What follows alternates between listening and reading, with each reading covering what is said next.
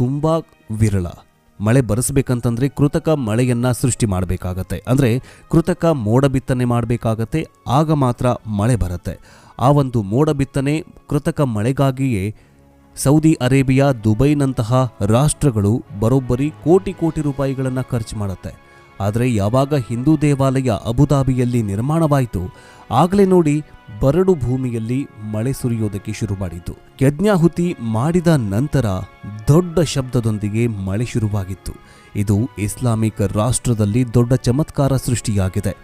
ಇಸ್ಲಾಂನ ಜನರು ಹಿಂದೂ ಸಂಪ್ರದಾಯ ನಮ್ಮ ನೆಲದಲ್ಲಿ ಬಂದಿರೋದು ನಮ್ಮ ಹೆಮ್ಮೆಯಂತ ಹೇಳುತ್ತಿದ್ದಾರೆ. ಹಾಗಾದರೆ ಈ ದೇವಾಲಯದ ವಾಸ್ತುಶಿಲ್ಪ ಏನು ಅಂತ ನೋಡ್ತಾ ಹೋಗೋದಾದರೆ, ಈ ದೇವಾಲಯವು 7 ಶಿಖರಗಳು, 12 ಗುಮ್ಮಟಗಳು, 410 ಸ್ತಂಭಗಳು, 30,000 ಕೆತ್ತಿದ ಕಲ್ಲಿನ ಶಿಲ್ಪಗಳು, 300 ಲೋಡ್ ಸಂವೇದನಗಳು, 18 ಲಕ್ಷ ಇಟ್ಟಿಗೆ, 6 ಕೋಟಿ